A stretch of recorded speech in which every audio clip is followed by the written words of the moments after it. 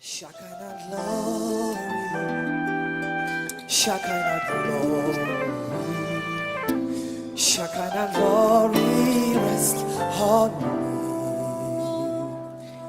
Shekinah glory, Shekinah glory, Shekinah glory.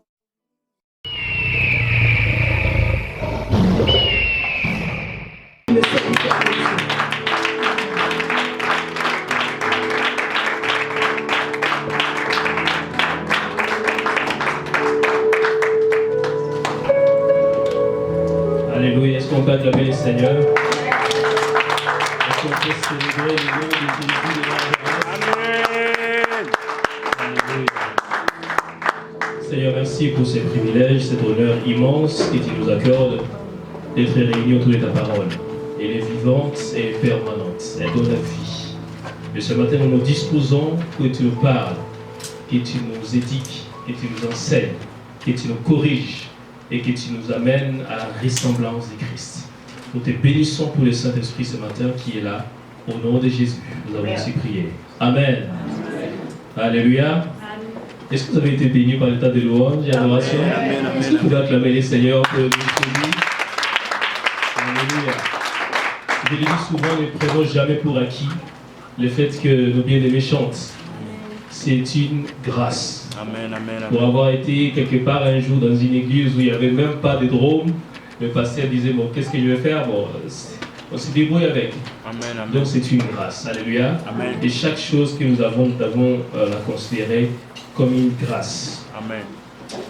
Alors je tiens évidemment à remercier le couple apostolique, l'apôtre Dono, pasteur Solange, pour cette confiance renouvelée, afin de pouvoir apporter la parole ce matin. C'est une lourde responsabilité, comme je l'ai dit souvent, parce que chaque mot, chaque parole qui te dit ici, eh bien, Dieu un jour, tu vas rendre compte auprès de Dieu.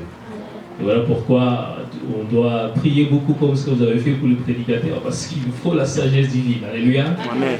Je vous invite à tourner avec moi dans Romains chapitre 13. Nous allons lire le premier verset, mais notre passage principal va se situer dans 1 Timothée au chapitre 2, du 1er au 8e verset. Mais commençons par Romains chapitre 13, du 1er verset. Romains chapitre 13, juste le premier verset. Romains chapitre 13, verset 1.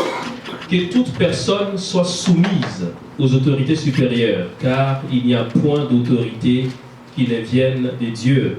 Et les autorités qui existent ont été instituées de Dieu. Que toute personne soit soumise aux autorités supérieures, car il n'y a point d'autorité qui ne vienne de Dieu, et les autorités qui existent ont été instituées de Dieu. Allons avec moi dans 1 Timothée chapitre 2, du 1er au 8e verset. C'est mon passage principal et je vous donne tout de suite les titres de vos messages. 1 Timothée chapitre 2, du 1er verset jusqu'au 8e verset. 1 Timothée chapitre 2, du 1er jusqu'au 8e verset. J'exhorte donc avant toute chose à faire des prières, des supplications, des requêtes, des actions de grâce pour tous les hommes, pour les rois et pour tous ceux qui sont élevés en dignité, afin que nous menions une vie paisible et tranquille, en toute piété et honnêteté. Cela est bon et agréable devant Dieu notre Sauveur, qui veut que tous les hommes soient sauvés et parviennent à la connaissance de la vérité. Car il y a un seul Dieu et aussi un seul médiateur entre Dieu et les hommes, Jésus-Christ, homme, qui s'est donné lui-même en rançon pour tous. C'est là les témoignages rendus en son propre temps et pour lesquels j'ai été établi prédicateur et apôtre. J'ai dit la vérité, je ne mens point, chargé d'instruire les païens dans la foi et la vérité. Je veux donc que les hommes prient en tout lieu en élevant des mains pures, sans colère ni mauvaise pensée. J'exhorte donc avant toute chose à faire des prières, des supplications, des requêtes, des actions de grâce pour tous les hommes, pour les rois et pour tous ceux qui sont élevés en dignité. Alléluia. Dans quelques heures, le Canada va être plongé dans les élections. Nous allons élire, choisir un nouveau Premier ministre. Nous aurons aussi de nouveaux députés. 500 bureaux de vote seront ouverts partout dans le Canada. Canada qui est un grand pays, deuxième pays le plus grand au monde après la Chine. Et donc cette élection, elle est cruciale, elle est importante. Mais la question que je nous pose ce matin, quelle est la place de nous les chrétiens dans l'influence de la vie politique au Canada?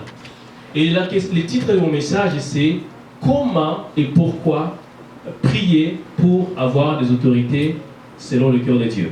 Comment et pourquoi prier pour avoir des autorités selon le cœur de Dieu? Je suis convaincu d'une chose, que si Dieu nous a placés ici, à l'église Shekinah, c'est parce que véritablement, nous avons un mandat. Et le mandat, c'est celui d'influencer les cours des choses. Ta prière, mon frère, peut faire la différence dans les votes de demain. Alléluia. Amen. Ta prière peut faire vraiment la différence. Il y a quelque temps, au Brésil, un président qui s'appelle aujourd'hui Bolsonaro, avant les élections, 4 mois avant les élections, personne ne connaissait ce gars. On ne savait même pas qui il était.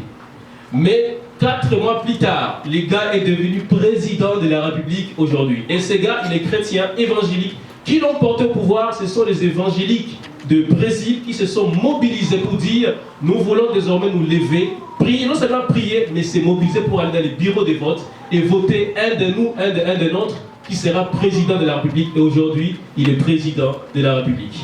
Parce que quand l'Église s'élève sur le plan aussi politique, les choses peuvent changer. Alléluia. Au Congo aujourd'hui, pour la première fois dans l'histoire, nous avons un président chrétien qui s'appelle Tshisekedi Antoine Félix. Et ce monsieur, la première chose qu'il a faite quand il a été déclaré président de la République, c'était d'aller à l'église Centre Missionnaire de Philadelphie où il prie jusqu'aujourd'hui et d'aller s'agenouiller devant son pasteur. Et le pasteur, avec tout le comité pastoral, ont imposé les mains. Ils ont prié pour Félix Tshisekedi, à genoux devant le pasteur. C'était une scène qui a surpris plus d'une personne. Mais c'est pour dire que les hommes de Dieu ont un pouvoir immense. Et cette prière qu'ils ont faite pour Félix Tshisekedi, aujourd'hui, on en voit des effets dans tout le Congo. Parce que des routes commencent à être construites. Des gens commencent à quitter le Canada et retourner au Congo parce qu'ils veulent investir. Pourquoi? Parce qu'ils savent que ce président, il est chrétien. Alléluia. En Corée du Sud, un pays que l'apôtre nous a souvent parlé, il fut un temps où le président de la République était diacre à l'église.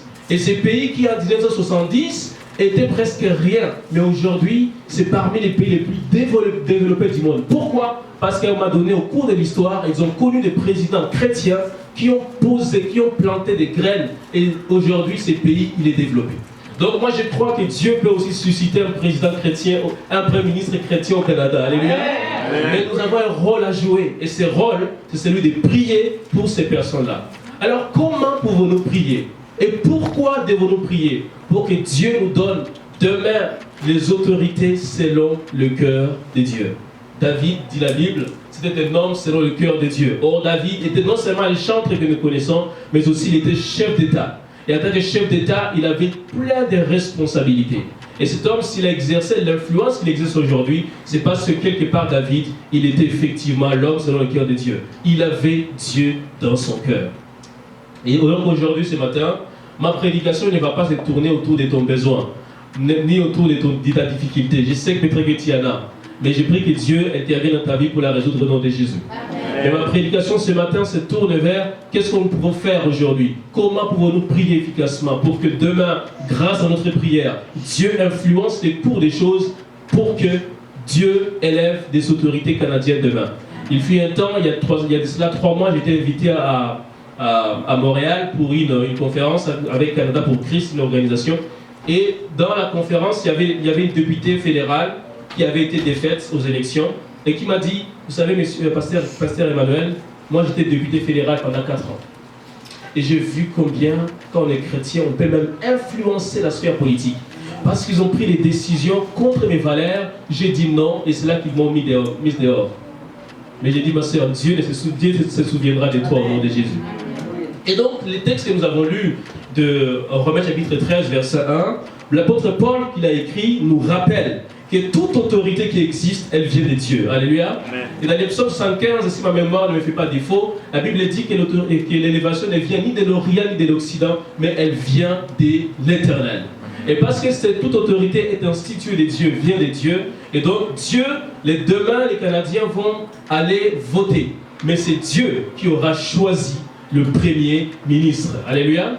Et Dieu le fera par toi et par moi. Ta prière peut faire vraiment la différence.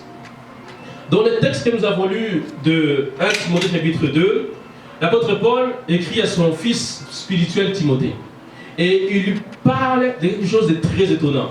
De prier pour tous les hommes, mais il indique dans tous ces hommes, il dit, il faut prier pour le roi et pour tous ceux qui sont élevés en dignité. Et il était de coutume dans le royaume, dans l'Empire romain, de prier effectivement pour les autorités. On priait souvent pour les autorités. On priait pour l'empereur, on priait pour les gouverneurs et on priait pour toute autre autorité administrative quelconque. Donc c'est une habitude. Mais en même temps, d'autres continuent à adorer évidemment l'empereur. Et donc, dans ce contexte, l'apôtre Paul écrit à Timothée et lui dit, eh bien, toi mon fils, je t'exhorte donc avant toute chose. C'est un mot extrêmement important. Quand vous lisez la Bible, prenez le temps vraiment de s'arrêter sur chaque mot. Parce que chaque mot a une importance. La Bible, c'est une synthèse de ce qui a été dit. Si on pouvait donner à la lettre tout ce qui a été dit par Jésus, la Bible nous dit dans Jean, eh bien, on ne saurait même pas transporter ces livres-là. C'est une synthèse. Et quand Paul dit « j'exhorte donc avant toute chose », il place la prière pour les autorités comme quelque chose, non seulement un encouragement, la version du Seigneur a dit « je recommande », mais aussi comme une recommandation, mais surtout comme une priorité. Nous devons en faire une priorité. Faire avant toute chose. Et donc, Paul précise dans ce texte que nous avons lu, les formes et les prières que nous devons faire pour nos autorités. Ensuite, il va indiquer quels sont les sujets de prières que nous pouvons faire pour ces gens-là. Ensuite, toujours dans ce texte que nous avons lu, l'apôtre Paul va même nous dire comment il faudra prier. Et surtout, il termine en disant les résultats auxquels nous pouvons nous attendre lorsque nous prions pour ces personnes. Et moi, je prie que Dieu nous donne vraiment à développer cette habitude de prier pour les autorités. Que tu ne t'arrêtes pas seulement à prier pour toi-même, mais que tu commences à penser aux autorités que Dieu veut instituer. Alléluia. Amen. Alors, quels sont les genres de prières que nous devons faire pour ces autorités-là? Le verset 1 dit ceci: « J'exhorte donc avant toute chose à faire des prières, des supplications, des requêtes, des actions de grâce pour tous les hommes, pour les rois et pour tous ceux qui sont élevés en dignité. » Et là, quand vous voyez bien, il dit prière, supplication, requête, action de grâce. Personnellement, je crois que supplication, requête, action de grâce sont les formes de ces prières-là que nous devons faire. Et ce n'est pas un hasard. Nous devons supplier Dieu pour les gens, les autorités qu'il nous donne. Nous devons supplier Dieu qui leur donne la sagesse. Parce que lorsque Salomon prie dans 1 Chronique, au chapitre 2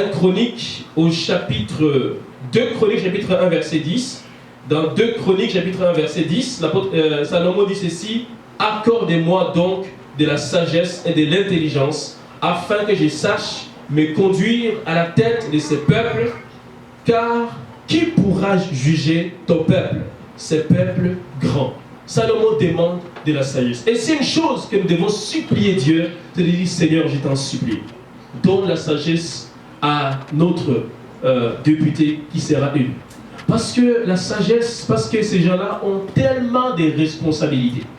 Et s'ils n'agissent pas selon la sagesse de Dieu, pas selon la sagesse du monde, non, selon la sagesse de Dieu, s'ils n'agissent pas ainsi, ce sera extrêmement difficile. Et imaginez, prenez un exemple. Je ne sais pas ce qui se passe à Bangui ou à Côte d'Ivoire ou au Québec, mais je peux parler du Congo. Parce que c'est ce que je sais. Alléluia. Au Congo, même s'il y a devant les domiciles d'un citoyen congolais, il y a la poubelle qui est là ou quelque chose qui pue, il va dire: Président de la République, il faut vraiment nous aider à enlever ça. S'il y a un crash quelque part, Président de la République, il faut vraiment que tu nous aides à améliorer les choses.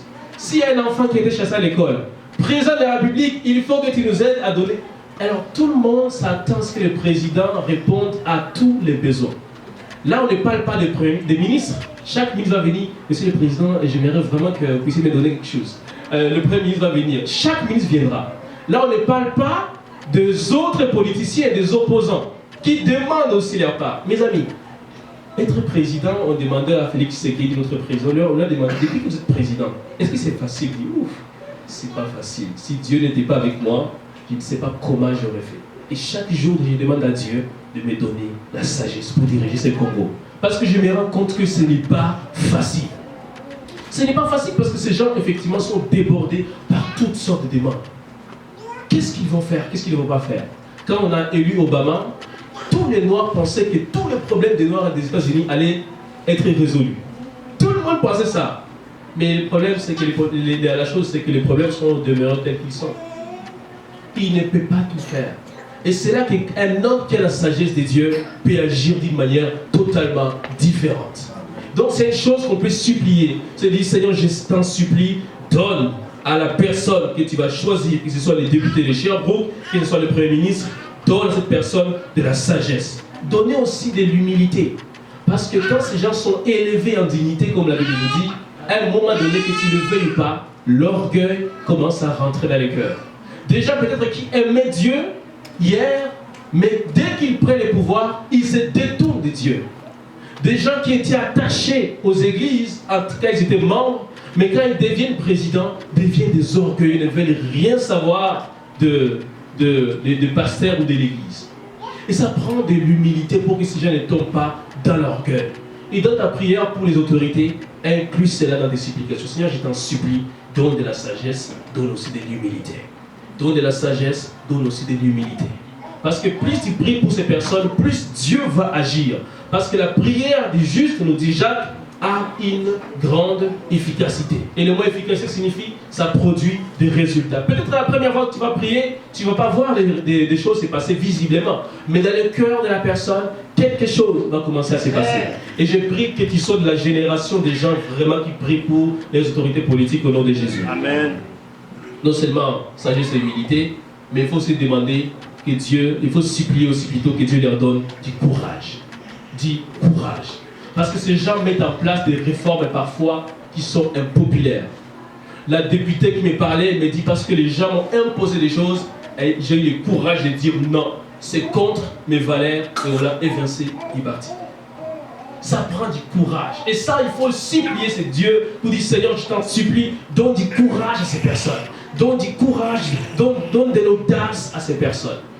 Parce que ce n'est pas évident. Lorsqu'on n'est pas là-dedans, on peut penser que c'est facile. Mais lorsqu'on est à l'intérieur, eh bien on se rend compte que les choses ne sont pas si faciles qu'on le pensait.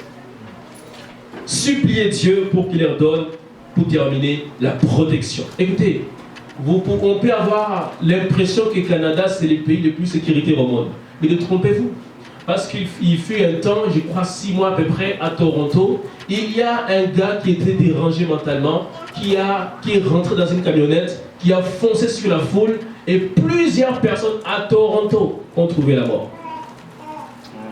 Il fut un temps où, à la télévision en direct, il y avait un ministre, je crois Sri Lanka ou quelque chose comme ça, qui était en train de tenir un discours, et son garde du corps était derrière lui.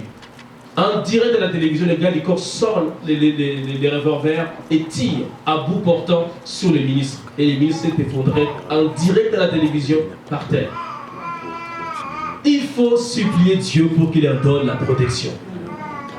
Parce que ces gens-ci, ils peuvent se promener, ils ont beau se promener dans des voitures blindées, mais ce n'est pas ces voitures qui les protègent. C'est Dieu qui les protège. Et nous devons supplier le Seigneur pour dire, Seigneur, je t'en supplie, donne aux autorités que tu vas élire de la protection. Gardez-les contre les maléfiques, contre les gens qui leur veulent du mal. Gardez-les contre les accidents. Gardez-les contre tout attentat. Gardez-les contre l'empoisonnement. Il faut supplier Dieu. Et plus on va supplier Dieu, plus on va voir des gens commencer à changer et mettre en place des réformes qui seront profitables pour l'Église. Alléluia. Il faut supplier Dieu par rapport à ces choses-là. Paul ne s'arrête pas aux supplications. Paul dit qu'il faut faire aussi des requêtes, des demandes. Et il faut formuler des demandes à l'endroit de ces personnes. Quelles sont les demandes que nous devons faire pour les nouvelles autorités? Je vous amène à regarder avec moi au verset 4 du chapitre que nous avons lu, 1 Timothée chapitre 2 verset 4. Voici ce qui est écrit. Après que Paul ait dit les bienfaits pour l'Église, on y reviendra. Mais au verset 4, il dit que les dieux là, verset 3, cela est bon et agréable devant Dieu, notre Sauveur, qui veut que tous les hommes soient sauvés et parviennent à la connaissance de la vérité. Dieu veut que tous les hommes soient sauvés.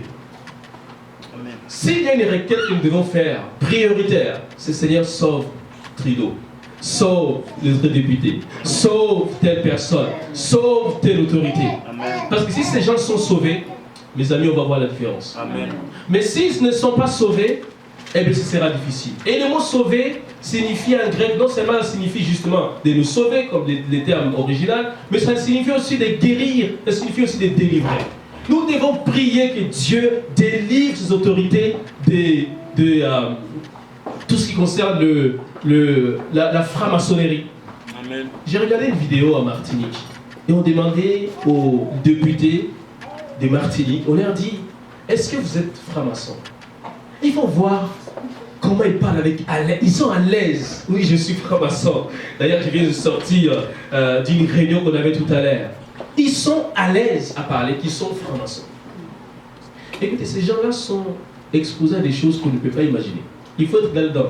Être apôtre dont son papa a été élevé aux hautes fonctions pour nous en dire un peu davantage. Mais ces gens sont exposés à toutes sortes de choses. Et il faut prier pour que Dieu les sauve. Sauve leur âme, sauve leur esprit, mais les délivre de toute emprise démoniaque à laquelle ils sont parfois soumis. Nous devons prier pour que Dieu puisse guérir ces gens-là parce qu'ils ont toutes sortes aussi de blessures qu'ils ont connues. Nous devons prier pour que Dieu puisse vraiment transformer leur vie. Ça doit être une prière parce que Dieu dit au verset 4, qui veut, Dieu le souhaite, Dieu le veut. C'est sa volonté de voir ces gens être complètement sauvés, délivrés, guéris. C'est sa volonté.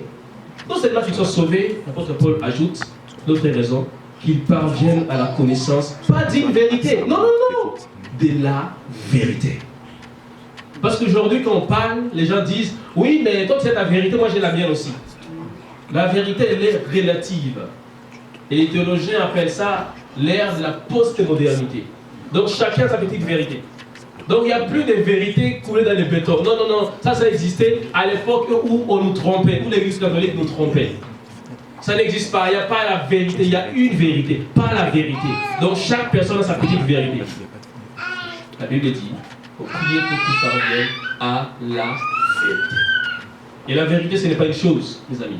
La vérité, ce n'est pas un objet. Le verset 4 nous explique, le verset 5 nous explique ce que c'est la vérité. La vérité, verset 5, c'est qu'il y a un seul Dieu. Et aussi un seul médiateur entre Dieu et les hommes, Jésus-Christ. Ça, c'est la vérité. La vérité, ce n'est pas ce qu'ils vont nous dire dans les médias. La vérité, ce n'est pas ce qui va se raconter sur les réseaux sociaux. La vérité, ce n'est pas ce qu'ils vont nous écrire dans les journaux. La vérité, c'est dans la parole. Et la parole dit que la vérité, c'est qu'il y a un seul Dieu. Combien de nos autorités politiques, tu vas les voir aujourd'hui, ils sont dans une église protestante, ils élèvent la main, waouh, on dit qu'ils sont sauvés, alléluia. Mais demain, curieusement, on les voit dans un temple bouddhiste, ils sont là. Alors on se dit, mais quel Dieu ils cherchent ces gens-là? Parce qu'ils ne sont pas arrivés à la connaissance de la vérité. C'est-à-dire, il y a un seul Dieu. Tu ne peux pas faire des confusions. Tu ne peux pas aller à gauche et à droite. Tu dois faire des choix. Et le choix, c'est la personne de Dieu. C'est lui que tu dois choisir. Et ce genre de prière, quand il est fait souvent, je vous assure, à un moment donné, Dieu se glorifie. En Corée du Sud, ils ont une sorte de montagne de prières. Et c'est des milliers de gens qui y vont jour après jour pour prier pour les autorités en Corée du Sud. C'est normal qu'on voit que ces pays se développent. Parce qu'ils demandent au quotidien, Seigneur, révèle ta vérité à nos dirigeants. Révèle ta vérité à nos dirigeants. Qu'il y a un seul Dieu. Il n'y en a pas deux. Mahomet n'est pas Dieu. Allah, ce n'est pas notre Dieu. Non, le Dieu s'appelle Yahweh. C'est notre Dieu. Et ça, il faut le proclamer, il faut le dire, il faut insister. Mais non seulement il y a un seul Dieu. Paul dit la vérité. C'est qu'il y a aussi un seul médiateur entre Dieu et les hommes. Ce n'est pas Marie la médiatrice. Je suis désolé. Je suis vraiment désolé. Un pasteur à Québec, pour avoir tenu ce genre de propos, ça lui a valu la prison. Je me moque éperdument. Prison ou pas, il faut dire la vérité. Les médiateurs, c'est Jésus de Nazareth. Le terme médiateur en grec, c'est mésétas. Ça signifie celui qui intervient entre deux personnes pour faire ou restaurer la paix ou l'amitié. Ça signifie aussi mettre en forme un accord ou pour la ratification d'une alliance. Ça signifie aussi intermédiaire de communication. Donc dans les termes médiateurs, vous avez les termes justement restaurer la paix, restaurer l'amitié, mettre en forme un accord ou ratifier une alliance. Et c'est exactement ce que Jésus est venu faire. Jésus est venu nous accorder avec Dieu. Parce que nous étions pécheurs, nous étions des rebelles. Même ces mêmes autorités étaient et sont encore rebelles. Et Dieu a envoyé son Fils, il a dit, je ne veux pas que ces gens demeurent dans la rébellion. Il faut que je puisse les accorder avec mon propre Père. Il faut que je puisse restaurer la paix entre ces personnes et mon Père. Et cette paix, ce n'est pas l'argent qui peut donner ça, ce n'est pas le sexe qui peut donner ça, ce n'est pas l'honneur qui peut donner ça, ce n'est pas les dignités qui peuvent donner ça. Cette paix, elle ne peut être donnée que par Jésus et Jésus de Nazareth seul. Voilà pourquoi il a dit, je ne vous donne pas comme le monde donne. Il donne sa paix à lui. La chaleur de Dieu, la joie de Dieu, le bonheur de Dieu. C'est tout ça ce qui est dans la paix de Dieu. Et s'il faut dire, il faut prier pour dire, Seigneur, je t'en supplie, que ces gens arrivent, que ces autorités politiques arrivent à la connaissance de la vérité. Qu'ils arrivent à comprendre que ce n'est pas les choses qui peuvent faire la médiation entre Dieu et eux. Non. Rien, tu ne peux rien acheter. Tu ne peux acheter le ciel avec aucune chose. Absolument rien. Et ça, à force de prier s'il y a des choses, des prières. Et quand on les raconte, on leur parle ainsi. Je vous assure quelque part, même s'ils peuvent faire semblant de t'écouter, mais le Saint-Esprit qui utilise cette parole, qui est vivante et permanente, va l'utiliser au bon moment pour transformer le cœur de ces personnes. Il y a tellement de gens qui étaient aux côtés de Mobutu, notre ancien président dictateur. Et plusieurs années plus tard, ces gens sont devenus aujourd'hui des prédicateurs fervents. Et on leur a demandé, mais qu'est-ce qui fait que vous devenez des prédicateurs? Et ils ont dit, un jour, quelqu'un nous avait prêché Jésus. Mais évidemment, on a balancé ça. On dit, oh, c'est quoi ce truc? Non, on a l'argent, on a la gloire. Qu'est-ce que Jésus a fait, va venir faire dans ma vie? J'ai tout ce qu'il me faut. J'ai les femmes, j'ai ceci, j'ai le pouvoir. Et aujourd'hui, ils disent, mais c'est parce que quelqu'un avait sémé une graine quelque part. La personne pensait que je l'avais ignoré, mais ça m'a tourmenté jusqu'à ce que j'ai donné ma vie à Christ. On ne peut pas imaginer l'impact que notre prière peut avoir sur ces gens-là.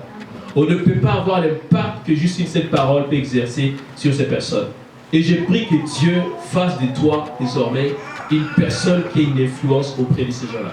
Une personne qui développe un amour ardent pour la prière pour ces personnes. Que tu puisses prier ardemment pour ces nouvelles autorités-là. Il n'y a rien, mes amis, qui soit merveilleux que de parvenir à la vérité que Jésus, il est le Seigneur, il est le Sauveur. Non seulement on doit leur parler de cela, verset 6 ajoute un élément extrêmement important, très intéressant, qui s'inscrit dans toujours la vérité dont on parle. Eh bien, c'est que on dit que Jésus-Christ, qui est Jésus-Christ homme, qui s'est donné lui-même en rançon pour tous. Personne ne l'a forcé. On dit qu'il s'est donné lui-même. Personne ne l'a obligé à aller à la croix. Personne ne l'a contraint d'aller dans les jardins de Gethsémani. Personne. C'est lui-même qui s'est donné. Les autorités romaines n'avaient aucun pouvoir sur lui. La preuve, il a dit à ses disciples, écoutez, laissez-les faire. pour accomplir les Écritures. Parce que si c'est pas, je le voulais là, je pouvais commander des légions d'anges et terrasser, tirer toutes les personnes dans une fraction de seconde. Mais laisse faire. C'est afin que les Écritures s'accomplissent. Il s'est donné lui-même à rançon. Et ça, c'est des choses dont il faut parler, il faut prier. Seigneur, je t'en supplie. Touche tel député, touche telle personne, touche notre Premier ministre. Amène-les à la connaissance de la vérité. Amène-les à comprendre cela. Plus vous allez prier comme ça, plus Dieu va agir, non seulement dans la vie de l'Église, mais aussi dans ta propre vie. Tu ne peux pas prier constamment pour quelqu'un sans que toi-même tu sois transformé. Je répète, tu ne peux pas prier constamment pour une personne sans que toi-même tu sois transformé par la prière. Amen. Plus tu vas prier pour une personne, plus Dieu même va te mettre en bonne disposition vis-à-vis de la personne. Et plus nous allons prier pour ces autorités-là, plus Dieu va nous mettre en bonne disposition. Comment devons-nous les faire? Regardez avec moi le verset 8. Je vais donc que les hommes prient en tout lieu, en élevant des mains pures, sans colère, ni mauvaise pensée. Vous pensez que c'est un hasard si Paul a mis ces versets là-bas? Il n'y a pas de hasard dans la Bible. Élever les mains pures, c'est une tradition à l'époque. Les gens priaient en élevant les mains, effectivement. Et déjà dans l'Ancien Testament, notamment dans l'Exode, souvent, et dans les Lévitique, les gens se lavaient les mains. C'était une habitude. Parce qu'ils voulaient se purifier justement devant le Seigneur. C'est un signe d'authenticité. Donc lorsqu'on prie pour ces personnes, qu'on va les faire, de prier avec tout notre cœur, avec authenticité. De prier sans colère. Oh, combien parfois nous sommes en colère contre ces personnes-là. Nous les accusons de détournement des fonds, nous les accusons de corruption, nous les accusons de toutes sortes de choses. Et lorsqu'on je ne sais pas, ici peut-être c'est différent, parce qu'ici j'ai rencontré déjà les maîtres de la vie, parfois ils sillonnent tout seul, il est là, on dit waouh. Mais au pays, c'est des gardes du corps partout. Et lorsque tu racontes quelqu'un, tu dis ouh, lui là, c'est un corrompu. C'est un corrompu. Mais attends, tu étais là? Est-ce que tu as vu cette corruption?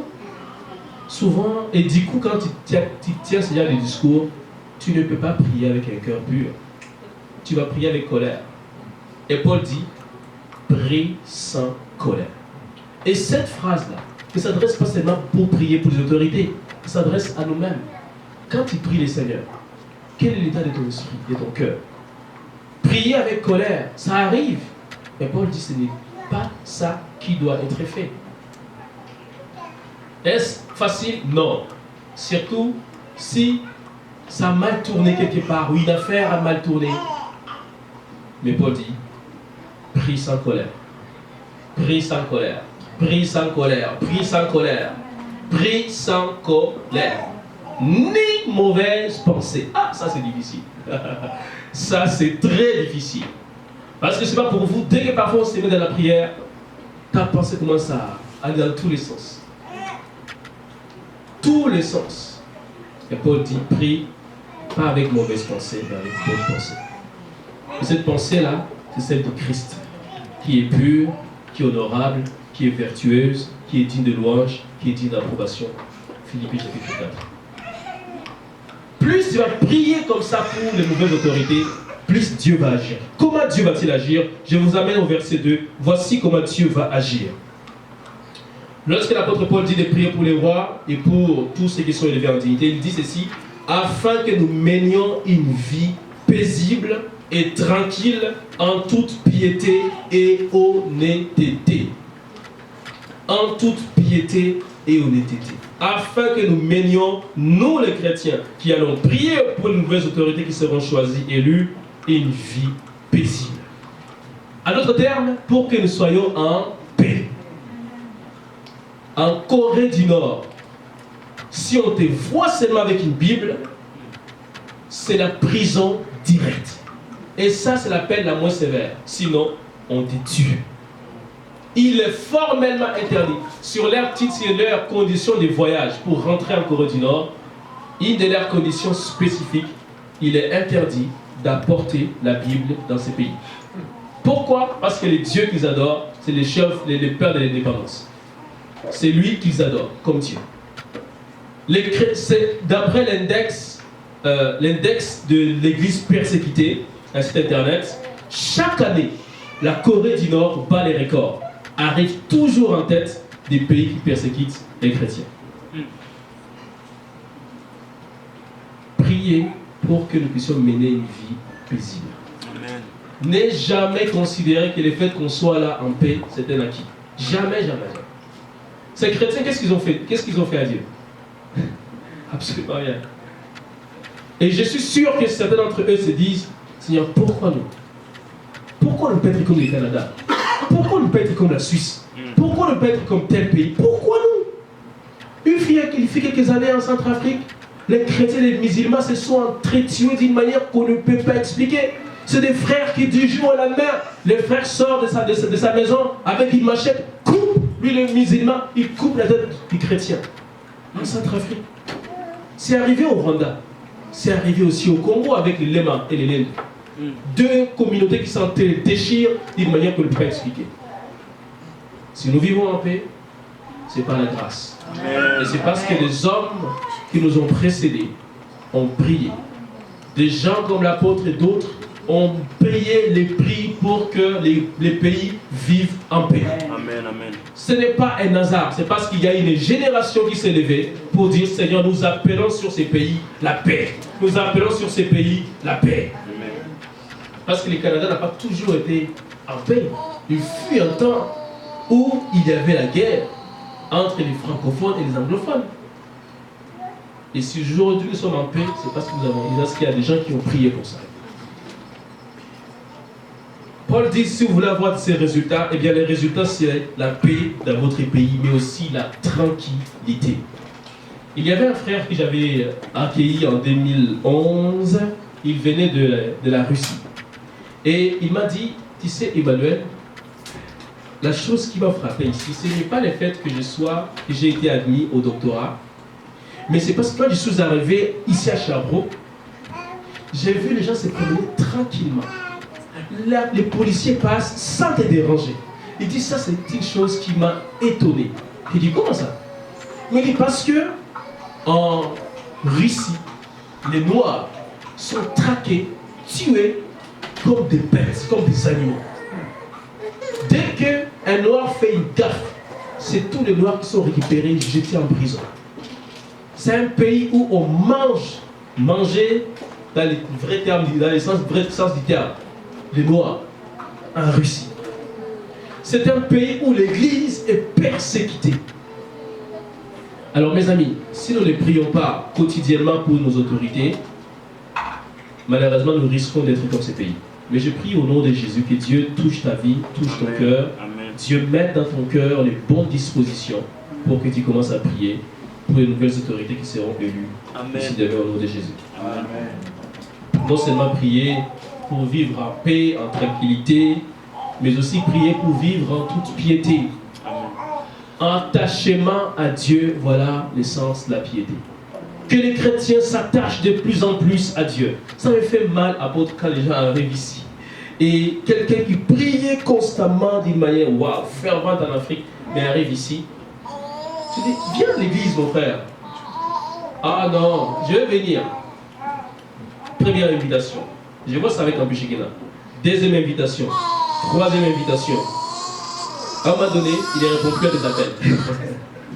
Tu écris le message, il ne répond plus. Tu appelles, il ne répond plus. Je me dis, mais comment expliquer? Si Dieu nous amène dans un pays paisible, c'est pour que nous puissions vivre en attachement à Dieu. Ce n'est pas pour qu'on puisse vivre en détachement de Dieu. Non, en attachement à Dieu, en toute piété. C'est ça la raison pour laquelle Dieu fait que nous ayons un pays paisible.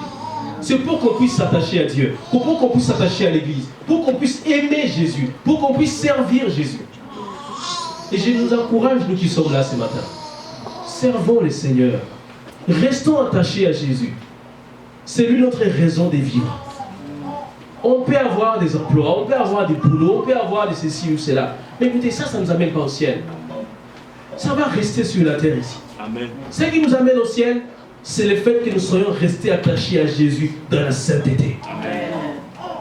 Les restes ne servent vraiment pas à grand chose par rapport au fait d'aller au ciel. Je ne dis pas que ce n'est pas nécessaire de travailler, je ne dis pas que ce n'est pas important de travailler. Non, non, c'est important. Mais je dis, plaçons les choses en ordre de priorité. La priorité, c'est l'attachement à Dieu. Le reste, ça vient après. Parce que la preuve, on peut perdre le travail aujourd'hui et les retrouver peut-être demain. Mais si tu perds ton attachement à Jésus aujourd'hui et que demain tu meurs, tu les retrouves à l'enfer, c'est un voyage aller simple. Il n'y a pas de retour. C'est terminé. J'ai pris que Dieu puisse t'amener à rester attaché à Jésus. Amen. Quand tu es attaché à Jésus, venir à l'église ne sera pas pour toi une obligation. Venir ce matin prier à Shekinah ne sera pas pour toi une obligation. Amen. Pourquoi? Parce que tu es déjà attaché à Jésus. Et parce que tu es attaché à Jésus, tu seras attaché aux autorités que Dieu a mis en place, de l'apostolique, tu seras attaché à d'autres personnes que Dieu a mises en place, parce que tu es attaché à Jésus. Et je demande que Dieu ce matin puisse te donner cet attachement au nom de Jésus. Alléluia. Et pour terminer en toute honnêteté. Si vous faites cela régulièrement, si vous priez régulièrement, Dieu dit au verset 3, cela est bon et agréable. Ça signifie que ça fait plaisir à Dieu de te voir à genoux dans ta chambre pour dire Seigneur, je veux mettre dans mon calendrier les prières de la semaine, le mercredi, de 18h à 18h30, une plage horaire précise pour prier pour les autorités de ces pays. Seigneur, je veux le faire par ta grâce de manière régulière, jusqu'à ce que je vois des résultats changer, jusqu'à ce que je vois des personnes être transformées. Et plus vous allez le faire, plus Dieu va vraiment vous étonner. Vous ne pouvez pas savoir ce qui peut se passer dans la vie d'un député pour qui tu pries tout le temps, tant aussi longtemps que tu n'as pas encore commencé à prier pour lui. Commence à prier pour lui, tu verras la différence. Commence à prier pour lui, tu verras ce que Dieu va te montrer. Tu verras ce que Dieu va te révéler. Si tu le fais régulièrement, je te garantis. Non seulement toi-même tu seras en paix, tranquille, tu vivras l'attachement et en honnêteté vis-à-vis de Dieu, mais aussi ta vie sera transformée radicalement. Amen. Ma prière ce matin, c'est que vraiment nous puissions prendre le temps de prier pour les nouvelles autorités que Dieu va choisir selon son cœur. Les Canadiens vont élire, mais c'est Dieu qui choisira la personne.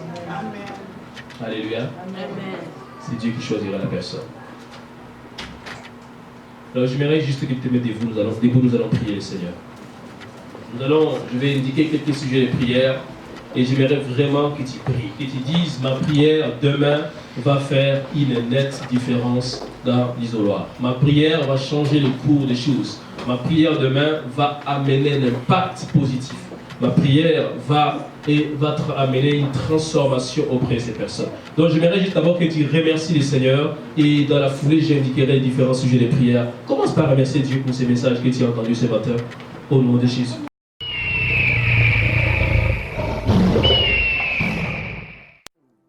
Shekinah glory, Shekinah glory, Shekinah glory, rest on me. Shekinah glory.